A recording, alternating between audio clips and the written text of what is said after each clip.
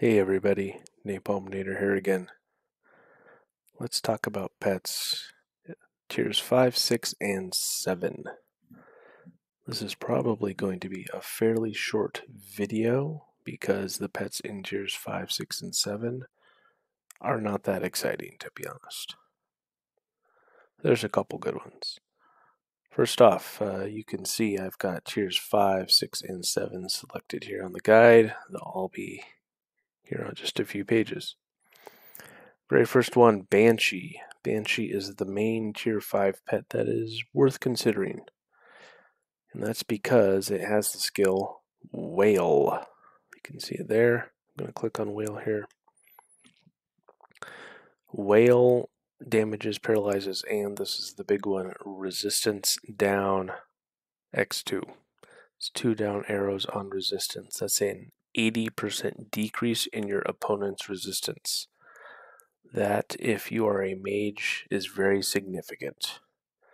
You can see people in the top 100, people over level 200 using a Banshee sometimes just for that. Very powerful, only 37,500 orns. Good use of your orns if you are a mage. In tier 5, I will also recommend against the various dragons. There are 4 dragons in tier 5. They hurt you more than they help you. They have the imbue earth or imbue other elements skills, and what that does is it throws on an elemental enchantment onto your weapon, so then all of your attacks that do not have an element attached otherwise will have earth or whatever else attached. This hurts you more than it helps you. Any monster that is resistant to that element, you will not be hitting them as hard. And if you are at the place to buy one of these dragons, you're probably trying to fight Titan. Titan likes to throw a prism wall, which grants him resistance to all of these elements. So you're doing less damage to Titan. So don't buy the tier 5 dragons. The other tier 5 pet that is possibly worth buying here is the Elder Gnome here. He throws some pretty good spells. He can do some pretty good damage. However, the thing to keep in mind is he throws unstable magic. This is magic that can damage you also. So be careful with that guy. There's the Fire Dragon. That's another one I recommend against. Ice Dragon, another one I recommend against. Odok.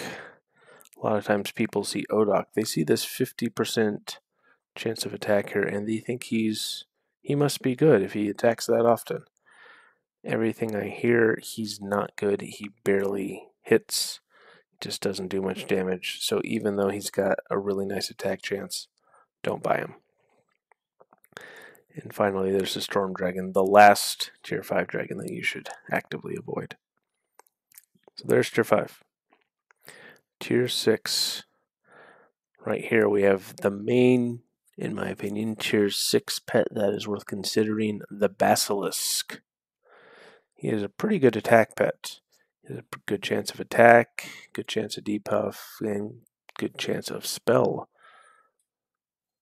Poison can be quite useful at times. However, one thing to keep in mind is that against raid bosses, poison is useless. So he's not the best pet for raiding. But at 150,000 orns, that's not that bad. When you're in tier 6, he's one to consider if you are looking to deal more damage to enemies. I'm going to go to page 2 here. Nothing on that line that's worth noting. I will note the Reaper here. You can see the Reaper has a 2% chance of attack.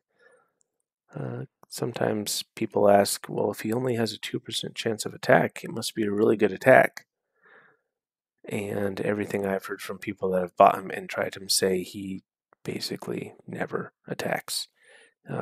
Total waste of 50,000 orns. So don't get the Reaper. Going down a little more here, we're getting into tier 7.